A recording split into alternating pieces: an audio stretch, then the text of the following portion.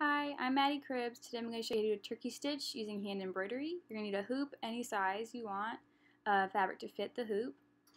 I'm using an embroidery floss. It's DMC 3804. You can use any color you want there, any brand you want. I just prefer DMC. Some scissors and some household needles. Any kind really is going to be okay. So now that you've got everything situated, you can take your hoop and unscrew it and then take them apart. Leave the top part with the screw for later. Put the plain hoop down, get your fabric, and place it over it. Make sure it's as flat as it can be over the top, but you're going to fix it in a second, so it doesn't really matter. So you're going to take your hoop, unscrew it a little more so it's easier to get on, and then push it over top of the hoop that you have placed on the table, kind of like a little drum. And then you're going to take that and then screw really tight, and then you're going to take it and go around and just pull the fabric taut, pushing the little hoop down a little more as you go, and just make sure it's really, really nice and like drum tight, and then tighten it even more once you've got it set how you want it. And while you're doing this, you're going to want to pull it the direction the fabric goes, like with the grid, otherwise it can cause puckering later on. Now that we have the fabric secured, you're just going to take your scissors and trim off the extra. And the reason we do this is so you prevent your fabric from getting like flipped up underneath and possibly catching the extra fabric and stitching that to the back of your piece, and it just makes a whole mess, and it's just really not fun to deal with later on. So to transfer our mark, I'm going to use this marker I got at Walmart. It's a fabric transfer marker, especially made for doing like embroideries and fabric stuff. The blue side's water soluble, and it comes out with water. I just take my piece when it's done and I soak it in warm water for a good like minute or two just to make sure it's really, really soaked through, and it'll come right out once it's dried. It's super easy and really just a nice way to do it. Pencil doesn't really wash out of fabric that well. The purple side is disappearing ink, like air soluble, and you can use water too, but it'll disappear in a couple of days or more depending on how dark you make the marks and how like heavy they are. So with the turkey stitch, it's actually really simple. You just want to take the needle and put it through the top of the fabric, and you want to pull it through until you get a tiny little tail, and that could be however long you want, depending on how long you want the puff to be. So once you do that, you take the needle up from the back of the fabric, and you just pull it up, and then you're going to create a locking stitch by stitching right next to the thread you have sticking out. And that's going to keep it in place and not have it fall out of the fabric. Then you're going to take the needle and go underneath the locking stitch you just made. Bring it up from the back of it, and you're going to pull that through. And then you're going to place a little spot right next to the locking stitch you just made and pull that through and create a little loop. You just get your thread gets caught, just kind of pull it, it'll be fine.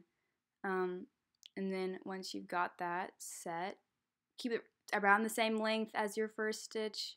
And then once you do that, you get it ready how you want it. You just create another locking stitch going through the back of the fabric again, and then just pull that through and put the needle in the same hole where your last locking stitch is, so they're in the same spot. So it creates a consistent stitch.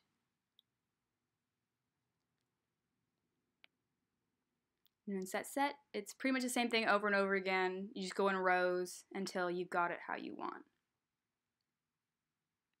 So this is just a fast, sped up version of me doing the stitch, just because it's very, very repetitive, so it gets a little boring to watch after a while. So I sped it up so it'd be a little easier to get through, but you can still understand the motions I'm doing. It's simple, just locking it and that. So this is it once it's finished. Like I said, you don't have to keep all the loops the exact same because we're going to trim them in a minute, so you don't have to worry about them keeping all exact, but it's got all the loops. So once you're done and how you have it wanted, you just tie it off by sticking the needle under a part of the thread, pulling that through, and then just doing that again. And then once you do that, you'll take the needle through the loop that you have, and then just pull that tight, and then you've got a knot. So everything's secured, nothing's going to fall out, and it's ready to go. You just snip that with your scissors, and then it's all done.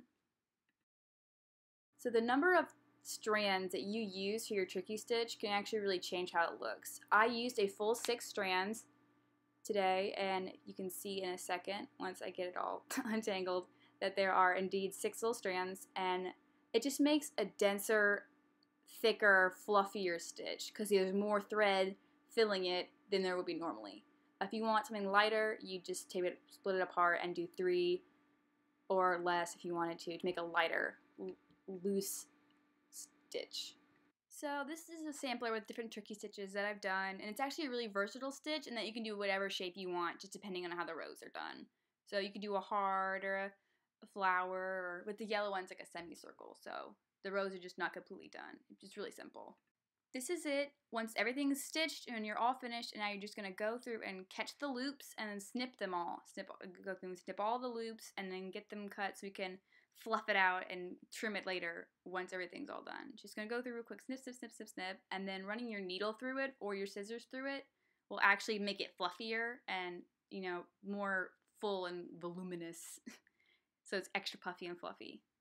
And you should go through, and then now I'm just trimming away the extra bits to kind of round it out, like you would a shrub. You just trim it up, you know, round it out, make it look nice and how you'd want, and then just go through the scissors, like I said, and then snip and fluff them up, and then get everything how you want it, and just keep trimming. It's a really simple process. You can cut it however you want. If you want it maybe more like a triangle, you could do that if you wanted. I don't know. It's totally up to you. Just make it how you want it. And then once it's all done, you just clean everything else up. A lint roller actually really works well for that. And here it is finished. But yeah, a lint roller works really well to get all the extra fluff and bits of debris and thread up, everything nice and clean, and actually fluffs up a bit too. But yeah, there's the finished product. It's really super easy and fun stitch to do. This is actually a piece I've done using turkey stitches. You can kind of see they add a little bit of texture to the piece and a little bit of fun, and just make it a little more interesting visually than just flat embroidery. It gives a bit of texture and dimension to it. Alright, thanks so much for watching. I really appreciate it. Have a good day. And since you're here, you might as well go ahead and check out my website, maddiecribs.com, and follow me on Instagram at maddiecribsdesign. Thanks again for watching. Bye.